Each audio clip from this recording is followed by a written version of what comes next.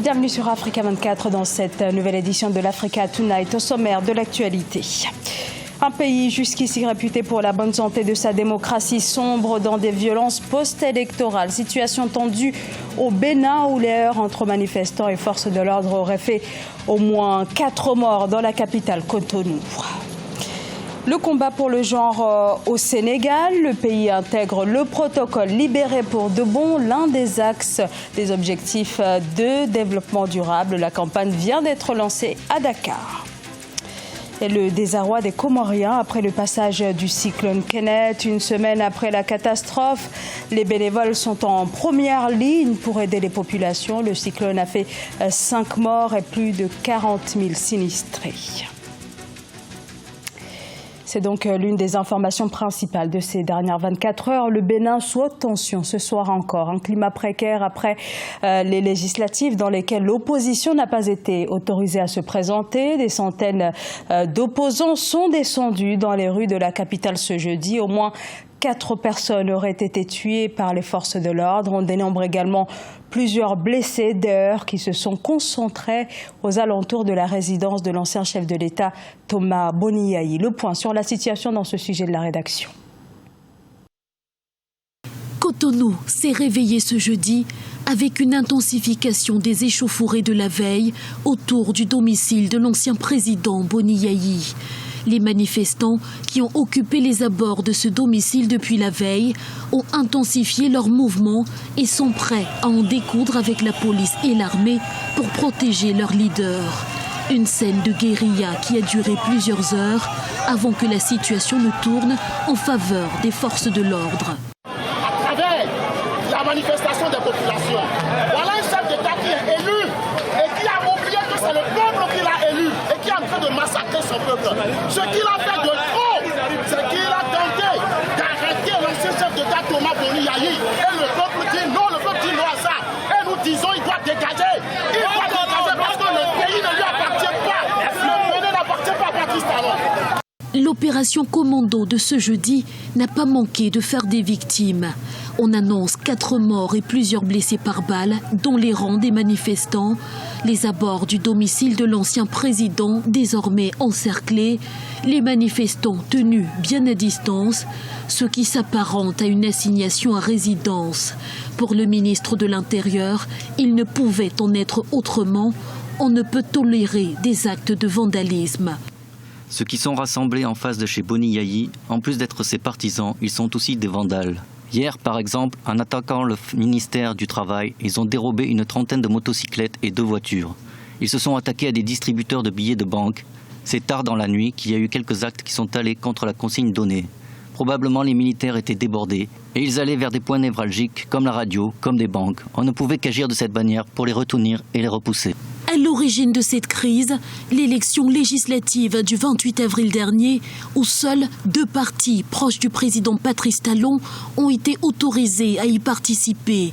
L'opposition avait marqué son indignation et les anciens présidents ont appelé à l'arrêt du processus. Quelle sera la réponse de l'exécutif face à cette situation? La réponse dans les prochains jours. De nouvelles manifestations au Soudan ce jeudi dans la capitale Khartoum. Une nouvelle marche pour maintenir la pression sur le conseil militaire. Les leaders de la contestation réclament la formation d'une autorité civile, mais pour l'heure, alors que les négociations avec les militaires sur un transfert du pouvoir aux civils piétinent. Pour ce qui est des manifestants, ils sont descendus en grand nombre dans la capitale. Une marche d'1 million de personnes pour demander donc la dissolution du conseil militaire de transition qui a succédé au président Omar el-Béchir, destitué le 11 avril par l'armée. Un sommet extraordinaire du G5 Sahel a été ouvert ce jeudi au Burkina Faso. Au menu, la crise libyenne, en Libye où se poursuit l'offensive du maréchal Khalifa Haftar sur la capitale Tripoli. Le bilan fait état de 345 morts dans cette escalade de la violence. Le G5 Sahel pointe la responsabilité des grandes puissances occidentales. Le G5 qui leur demande par conséquent un plus grand appui financier. Ange Bijou Nomenio. Le président du Burkina Faso, Roch Marc Christian Kaboré, met en cause les grandes puissances dans la déstabilisation de la Libye, qui est aujourd'hui l'une des causes du terrorisme dans le Sahel. Selon le chef de l'État burkinabé, si des questions comme celles libyennes ne sont pas résolues, les efforts de lutte contre le terrorisme resteront vains. Nous avons demandé aux grandes puissances, puisque ceux qui ont déstabilisé la Libye et créé cette situation, de prendre leurs responsabilités pour régler cette question. Il est clair que la vision africaine qui était au départ, à travers l'Union africaine, de rechercher les voies internes pour solutionner la question libyenne a été balayée d'un revers de main. Le président burkinabé a tenu ses propos lors d'une visite de la chancelière allemande Angela Merkel dans le pays. Pour la dirigeante allemande, les pays européens doivent consentir plus d'efforts pour aider les pays du G5 Sahel à lutter contre le terrorisme. Une autorité donc de l'envergure du chef de l'État burkinabé, celle a le courage donc de leur dire en face, c'est bien, mais seulement ça ne change pas grand-chose, puisque la politique donc d'expansion continue, il faut que les pays des G5 mutualisent leurs forces d'abord, quitte à ce que éventuellement ceux qui veulent nous viennent en aide. Toutes ces questions liées à la sécurité ont été abordées lors du sommet extraordinaire du G5 Sahel qui a réuni les présidents burkinabés, maliens, nigérians, mauritaniens, tchadiens et la chancelière allemande.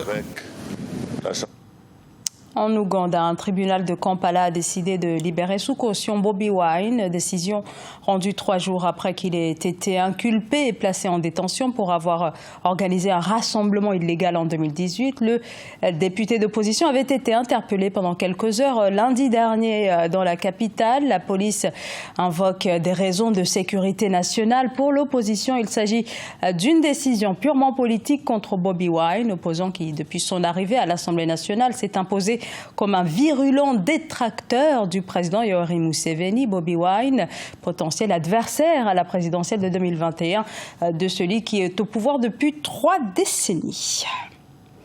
Après le Kenya en 2018, c'est au tour du Sénégal d'adopter et de mettre en œuvre la campagne Libérée pour de bon. Plus de 460 organisations y sont impliquées et plus d'une 50aine au Sénégal. Objectif, relever le défi de l'égalité femmes-hommes. Deogracias Podo.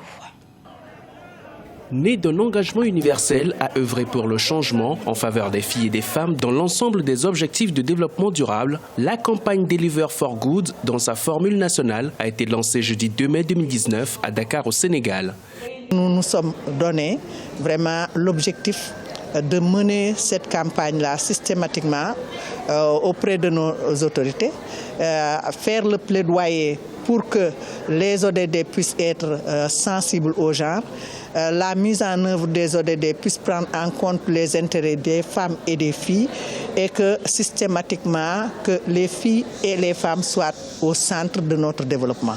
Engagé aux côtés des organisations de la société civile, le gouvernement sénégalais a également consenti des efforts pour améliorer les conditions de vie des filles et des femmes sénégalaises qui jouent un rôle crucial dans l'atteinte des objectifs de développement durable. Les femmes et les filles forment plus de la moitié de la population du Sénégal.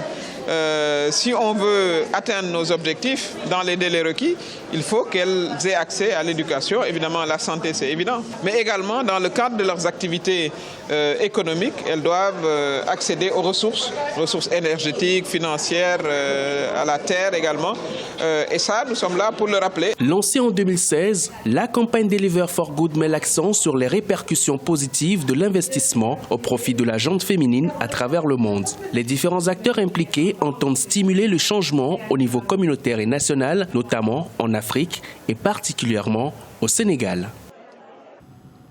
Les Comoriens dans le désarroi après le passage la semaine dernière du cyclone Kenneth. Les dégâts sont considérables sur l'archipel. Le dernier bilan fait état de 5 morts et de 41 000 personnes affectées sur place. Les associations de bénévoles sont en première ligne pour aider les sinistrés. C'est un sujet de la rédaction. Ici, des toitures arrachées et des arbres qui jonchent les routes. Et un peu plus loin, des installations électriques endommagées.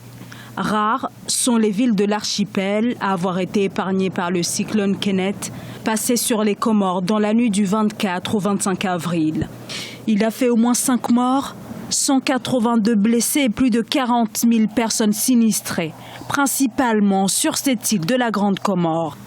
Ici, les bénévoles des associations tentent de mettre en place un plan d'aide d'urgence avec comme première cible les femmes enceintes et les enfants. Il y a eu l'association Moroni Nour qui m'a contacté pour venir entreprendre cette action avec un chèque de 1 000 € qui m'ont envoyé, avec qui on a pu faire les achats à AGK. Ces associations, l'unique aide à laquelle les sinistrés ont accès. La population déplore le peu d'implication des autorités officielles. Le gouvernement qui a acté en Conseil des ministres une cotisation obligatoire de 10% sur les salaires des fonctionnaires.